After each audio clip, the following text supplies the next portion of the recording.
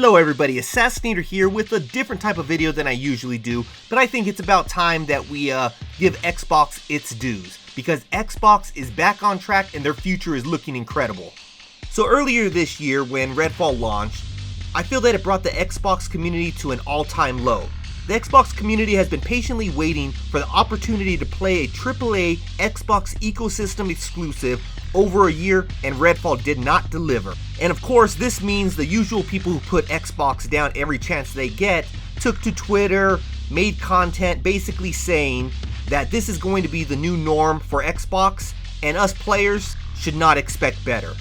Well, on the other side, we had a lot of Xbox-centric content creators holding Xbox accountable and demanding better, which is what we should be doing. We even had, I believe it was King David of the Iron Lords podcast telling the community to hold the line. Now, I'm not sure if he knew what was coming in the Xbox showcase, but what had become a meme was actually a great piece of advice for anyone who lost hope in Xbox and was planning to sell their Xbox. Because Xbox had their best showcase in years, easily being the best showcase this year. I personally feel it was even better than the Nintendo Direct. Xbox showed off previously announced games like Fable by Playground Games and Hellblade 2 by Ninja Theory, but also gave us new world premieres like Clockwork Revolution by inXile, which is a first-person RPG set in a steampunk metropolis, which looks amazing, and South by Midnight by Compulsion Games, which is a third-person action-adventure set in the American Deep South. Both games have great potential, and I look forward to seeing more on them in the coming years. But we also got more on the two AAA games launching this year, which is Forza Motorsports and the space RPG AAA juggernaut STARFIELD. This was all a big step in getting positivity and hype back when talking about Xbox. The narrative that Xbox has only Halo, Gears, and Forza is no longer the case. Yes, Xbox does have those amazing games, plus so much more. Now all we need is Xbox to deliver them, which I have no doubt they will. Next, it is looking more and more like Xbox acquisition of Activision Blizzard King will be closing by mid-July. From what I've heard, Xbox is just waiting on the FTC before closing the deal, and based off of what I've read about the FTC versus Xbox case, Xbox won't be held back. But of course, anything can happen because the court case is not over yet. Now, if it does go through, it won't only be a win for Xbox. It will also be a win for Game Pass subscribers who get Activision Blizzard games dropped into the service at no extra cost. Games like Diablo 4 that just released, not to mention we'll see other IPs return from Activision Blizzard's back catalog of hit games. I personally would like to see a revival of the long dormant IPs like, let's say Prototype, which is an amazing game, and I think if they did a remake of this game, a remake of the first two games, man, those things would sound very good, because it's one of those genres that I think we can't get enough of, the hero genre, and it's kind of like an anti-hero. But then they also have beloved IP like Guitar Hero and Skylanders. Now, though I do feel that the Toys to Life ship has sailed, it has been 7 or so years, and it could be resurrected for the next generation of young gamers. We'll just have to wait and see when this deal is closed and see what they actually end up producing. So all we have to do is wait now for Xbox to seal the deal. Now, one of the things that a lot of people might be expecting once the Xbox deal closes is that the next Call of Duty, which is named Modern Warfare 3, at least according to the leaks, will release day one into Game Pass. Now, take this with a grain of salt, but I think that with the marketing deal that's set up with Sony, that won't happen. So don't get your hopes up there. The next big thing that will be releasing is STARFIELD in September. Now, I thought Zelda Tears of the Kingdom was a big launch, but from all the hype that I've seen on social media, it looks like this one will be a massive launch, even bigger than Zelda Tears of the Kingdom.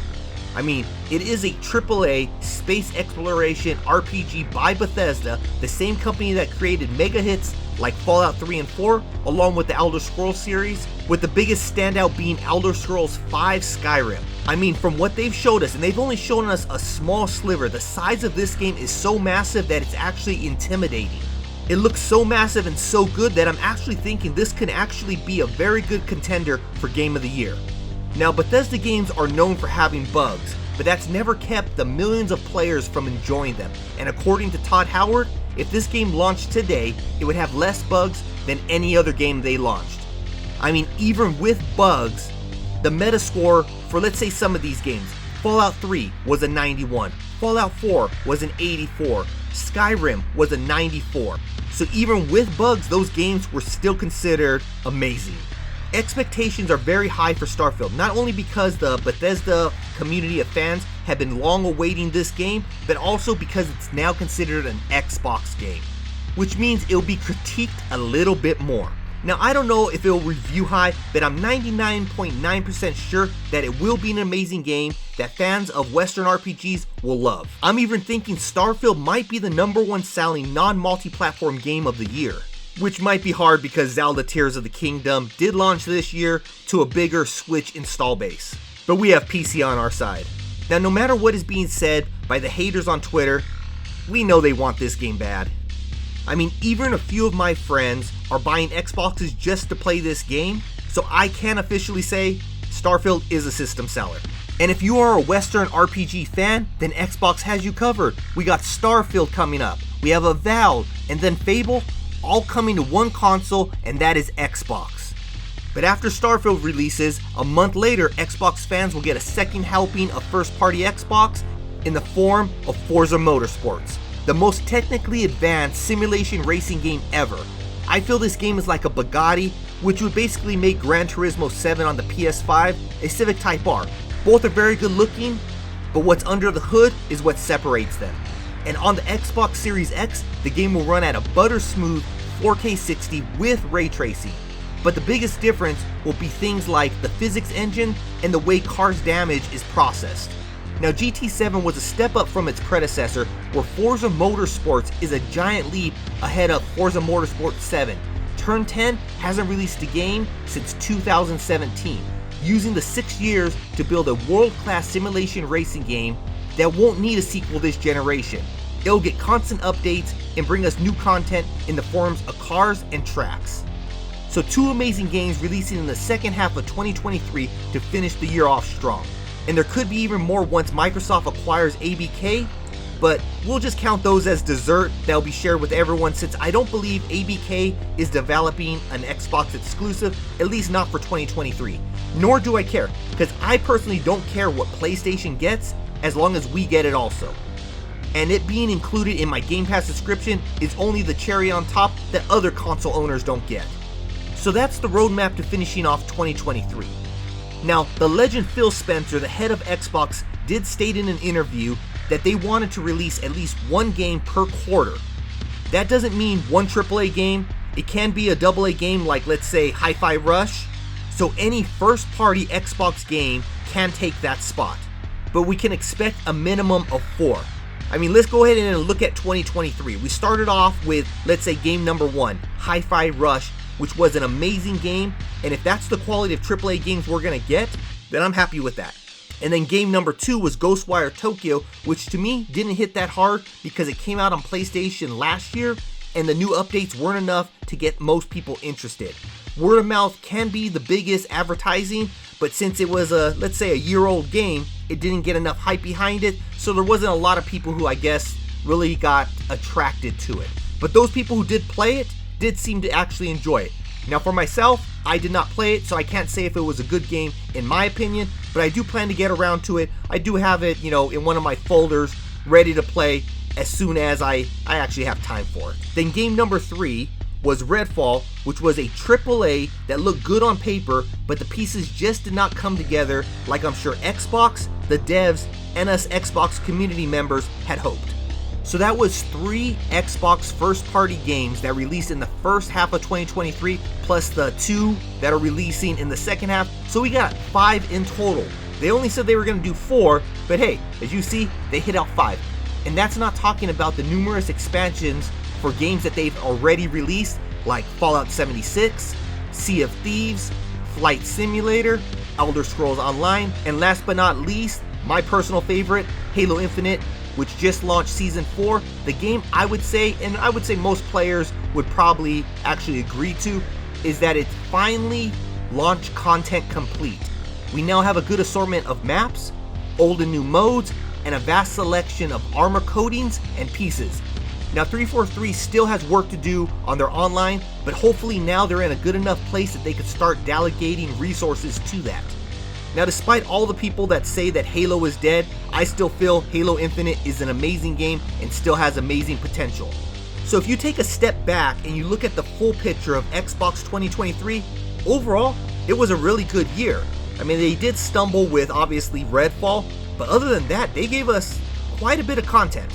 But that's not all. Xbox also gave us a look at what we'll be getting in 2024, or at least 3 games in 2024. And the games that I'm talking about is Hellblade 2: Senua's Saga, Flight Simulator 2024, and Avowed. So let's start off with Hellblade 2, since I believe that one will release first, and I would say it'll probably be about March or April time. So during the Xbox showcase in LA, I was there in person watching with hundreds of other Xbox fans. Every game up to when they showed Hellblade had gotten an immediate applause right after the game's trailer. But for Hellblade, there was a pause at first, and now I believe there are 2 reasons for that. Number one, which I believe is the main reason, a lot of people believe that it was going to release in holiday 2023, and seeing the 2024 kind of caught them off guard, and it took a moment for them to process, adjust, and realize, but in the end, they were still happy with what they saw. And then number 2, what was shown. We got graphics, we got sound, we got the atmosphere, but there was no gameplay and combat that most people had hoped they would see. That was all missing. A lot of people enjoyed Senua's Sacrifice, but that was when it was an indie game with an indie budget. Now, with the Xbox budget, the community wants to see the gameplay, because in the end, I personally don't play games for the graphics, the sound, or the facial animations. Gameplay is king, and the rest just completes the package. Now, I think that the lack of gameplay was intentional. I think it was held back for a future event. If we got the gameplay now, then what would they give us later? Just more gameplay? Nothing big that would get the buzz going closer to launch. If Xbox saves the gameplay for, let's say, a developer direct in January or February, then that could be a big thing that gets the community talking, and to me, that's smart marketing.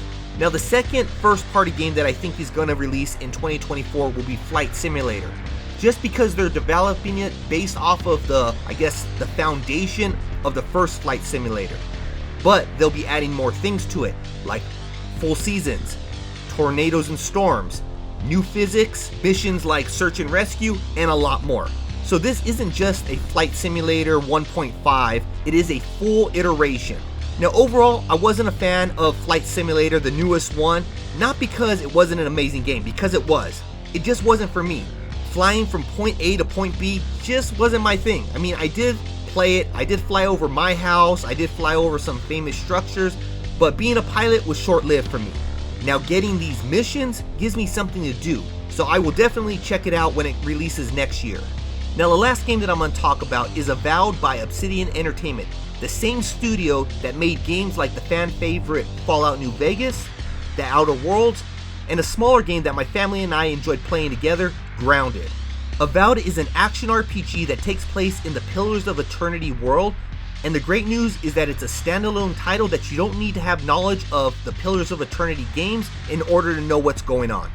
This game has been highly anticipated since it was first shown, but when it was shown at this showcase, the art style was kind of a little off-putting to some of the fans. I mean, we got dual wielding, we got swords, we got pistols, we got magic, but the graphics and animations, those were a little bit lacking. I mean, the colorful art style in sections kind of seemed out of place. All that neon glow look. I mean, it could be part of the story. It could be, part of what's happening to the world because of whatever's infecting the land. But we'll need to wait and see, obviously, more information to see if that is why it's there. And it would explain a little bit more. But even with that, the overall graphics and animations of the enemies, like let's say the skeletons and that crab-like creature, kind of seem lacking.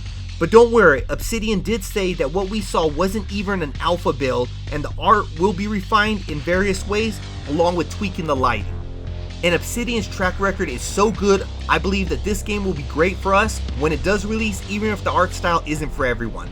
Now for fun, if I had to guess when it's going to release, I'm going to say September 2024. So with all of this, Xbox future is looking amazing, and the community will be eating good for quite some time. I mean, Xbox has gotten its confidence back, which has led us, the Xbox community, to having confidence back in Xbox. So a whole lot of positivity around Xbox. That's a great thing to see because it's been quite some time since I've been this excited for Xbox. Now that's going to be the end of this video. I do plan to do a breakdown of each of these games more thoroughly with a video sometime in the near future. So make sure to hit that like button if you enjoyed this video. Hit the subscribe button if you're not already and you want to see more content from me. But until next time, Assassinator out.